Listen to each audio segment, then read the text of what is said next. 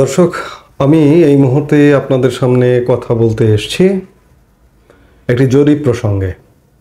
আপনারা জানেন যে বাংলাদেশের অন্তর্বর্তীকালীন সরকারের প্রধান উপদেষ্টা প্রফেসর ইউনূস আজারবাইজানে গিয়ে আল জাজিরা, কাতার ভিত্তিক সংবাদ সংস্থা টেলিভিশন চ্যানেল আল জাজিরায় একটি সাক্ষাৎকার দিয়েছিলেন। সেই সাক্ষাৎকারে তিনি বলেছিলেন যে ক্ষমতা থাকার আশাবাদ ব্যক্ত করেছিলেন 4 বছর, এবং সেই সাক্ষাৎকারটি প্রচার হয়েছে গত 17 নভেম্বর। ইতিমধ্যে আজকে গণমাধ্যমে এসেছে, বাংলাদেশের পত্রপত্রিকায়ও এসেছে সাক্ষাৎকারের উল্লেখযোগ্য বিষয়গুলো। তো আমি আমার এই যে চ্যানেলটিতে কথা বলছি, আপনাদের যে ভালোবাসার চ্যানেল, আপনাদের ভালোবাসায় আমি প্রতিনিয়ত ঋদ্ধ হই। আমি এই চ্যানেলে একটি জরিপ চালিয়েছিলাম আজকে। জরিপের বিষয় ছিল আল জাজিরার সাথে সাক্ষাৎকারে প্রফেসর ইউনূস 4 বছর ক্ষমতায় থাকবার আশা ব্যক্ত করেছেন। আপনি একজন নাগরিক হিসেবে কতদিন সময় দিতে চান? প্রশ্ন ছিল।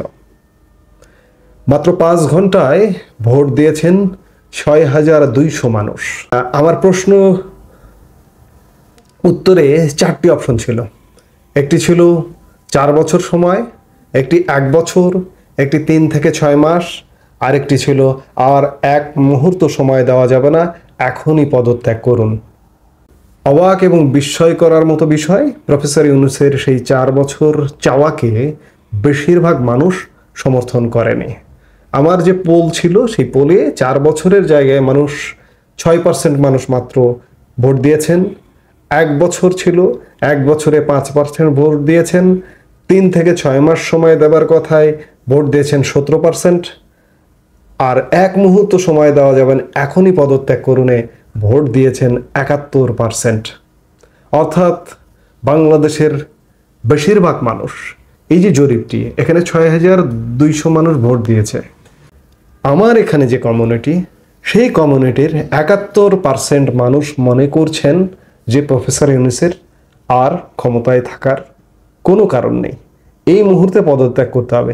কিভাবে, কোন প্রক্রিয়ায় পদত্যাগ করবে বা কার হাতে ক্ষমতা হস্তান্তর হবে, মানুষের এগুলো চিন্তাই নেই। মানুষ এক কথায় অতিষ্ঠ, এক প্রকার অতিষ্ঠ। আমি এই জরিপে আমি তো কাউকে ডেকে নিয়ে আসিনি, স্বতঃস্ফূর্তভাবে মতামত পেশ করেছেন মানুষ।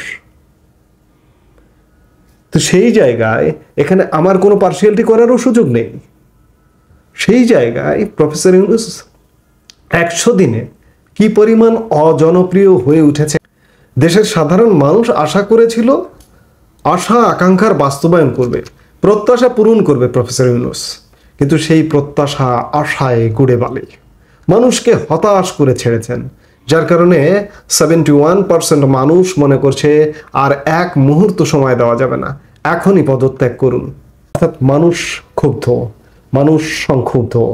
এত কিছুর পরেও যদি প্রফেসর ইউনূস সসম্মানে বিদায় না নেয়, তাহলে একটা চরম অসম্মানিত হবে। এই বয়সে তিনি, তার একদম শেষ জীবন সায়ান্নে, 84 বছর বয়স, মানে আমার গড়ায়ুর থেকে কিন্তু উনি বেশি বেঁচে আছেন। এই শেষ জীবনে এসে অসম্মানিত হওয়াটা আমাদের চোখেও ভালো লাগবে না, তার জন্য মঙ্গল হবে না। তো কাজেই 4 বছর নয়, ম্যাক্সিমাম 4 মাস সময় নেন, নিয়ে একটা গ্রহণযোগ্য নির্বাচন দিন। আওয়ামী লীগ, বিএনপি, জাতীয় পার্টি, জামাত, ছোট ছোট যত রাজনৈতিক দল আছে, সব দলের অংশগ্রহণে একটা উৎসব করুন। উৎসব করে নির্বাচন দিয়ে সসম্মানে ক্ষমতা হস্তান্তর করে বিদায় নিন। আর সংস্কার, এটি তো চলমান প্রক্রিয়া। সংস্কার ঠিক আছে, রাজনৈতিক দলগুলো নানা কারণে, নিজেদের স্বার্থের কারণে সংস্কার করবে না, কিন্তু উপায় তো নেই। আমি তো আপনাকে দিয়ে আর ভরসা করতে পারছি না, আপনি দেশটাই চালাতে পারছেন না, আপনি সংস্কার করবেন কিভাবে? কাজেই বিদায় নিন, জনমতের দিকে লক্ষ্য রেখে বিদায় নিন। 3 থেকে 4 মাস সময়ের মধ্যে নির্বাচন দিয়ে বিদায় হন। এই মুহূর্তে এ পর্যন্তই। সবাই ভালো থাকুন, সুস্থ থাকুন। আমাদের ভিডিওগুলো নিয়মিত পেতে সাবস্ক্রাইব করুন Sajjad Kadir and the legends YouTube channel, এবং লাইক, কমেন্ট, শেয়ার করে সাথে থাকুন।